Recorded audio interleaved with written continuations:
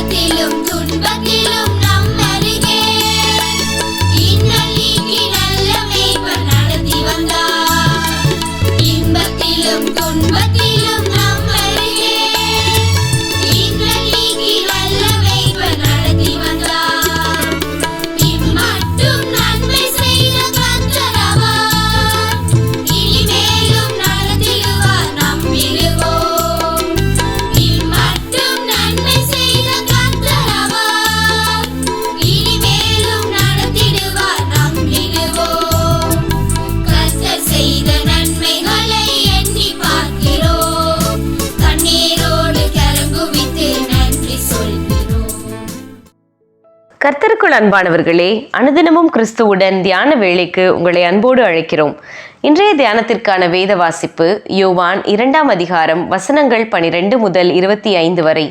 தியானத்திற்கான தலைப்பு ஆலயம் சுத்தமாகட்டும்.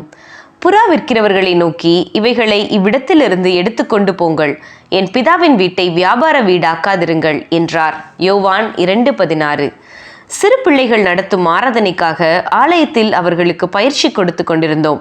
சிறு இடைவேளை கொடுத்து பிள்ளைகள் உண்பதற்கு தின்பண்டம் கொடுத்தோம். அப்போது போதகர், ஆலயத்துக்குள்ளே வேண்டாம், அவர்களை வெளியே அழைத்துச் சென்று கொடுங்கள் என்றார். எப்போதுமே நாம் ஆலயத்தை சுத்தமாக வைத்திருக்கவே நினைப்பதுண்டு. நாமும் கூட வெளியே எப்படிதான் வாழ்ந்தாலும் என்னதான் செய்தாலும் ஆலயத்துக்குள் வந்ததும் பக்திமான்கள் போல நடந்து கொள்கிறோம் அல்லவா? இங்கே இயேசு எருசலேம் தேவாலயத்துக்குள் வருகிறார். அங்கே ஆடு மாடு விற்கிறவர்களையும் புறா விற்கிறவர்களையும் காண்கிறார்.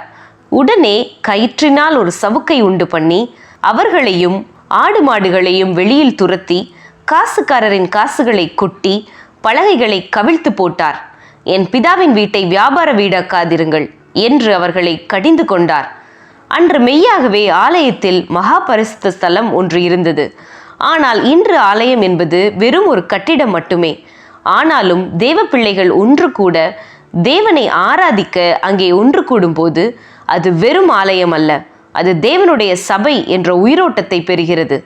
ஆனால் அந்த உணர்வு இருக்கிறதோ இல்லையோ, ஆலய கட்டிடத்துக்குள் பிரவேசிக்கும் போது எங்கிருந்தோ பக்தியும் பயமும் வந்துவிடுகிறது என்றால் அது உண்மைத்தான். இன்று ஆண்டவர் வாசம் பண்ணும் ஆலயம் நமது சரீரமே ஆகும். எனவே நமது சரீரத்தையும் நாம் பரிசுத்தமாய் காத்து கொள்ள வேண்டியது மிக அவசியம். தேவனுடைய ஆலயம் பரிசுத்தமாய் இருக்கிறது, நீங்களே அந்த ஆலயம் என்கிறார் பவுல். 1 கொரிந்தியர் 3:17. சிந்திப்போம். நாம் ஆராதிக்க ஒன்று கூடுகின்ற கட்டிடமாகிய ஆலயத்துக்கு கொடுக்கிற முக்கியத்துவத்தில் ஒரு சிறு பகுதியையேனும் தேவன் வாசம் செய்ய விரும்புகிற ஆலயமாகிய நமது சரீரத்தின் பரிசுத்தத்திற்கு கொடுக்க வேண்டாமா? நமது சரீரம் நமக்கே சொந்தம் என்று நினைக்கிறோமே. தமது சரீரம் பிற்கப்பட கொடுத்த இயேசுவுக்கே நாம் சொந்தம் என்பதை மறப்பது எப்படி? ஆகவே தேவ பிள்ளையே, நமது சரீரத்தை பரிசுத்தமாக காக்கும்படிக்கு ஆண்டவரின் ஆளுகைக்குள் நமது சரீரங்களை ஒப்பு கொடுப்போமாக. அவர் வாசம் பண்ணும் சரீரம் அவருக்கேற்ற பரிசுத்தமாகவே பேணுவீர்களா? நீங்கள் தேவனுடைய ஆலயமாயிருக்கிறீர்கள் என்றும் தேவனுடைய ஆவி உங்களில் வாசமாயிருக்கிறார் என்றும் அறியாதிருக்கிறீர்களா? 1 கொரிந்தியர் 3:16. ஜெபம் செய்வோமா?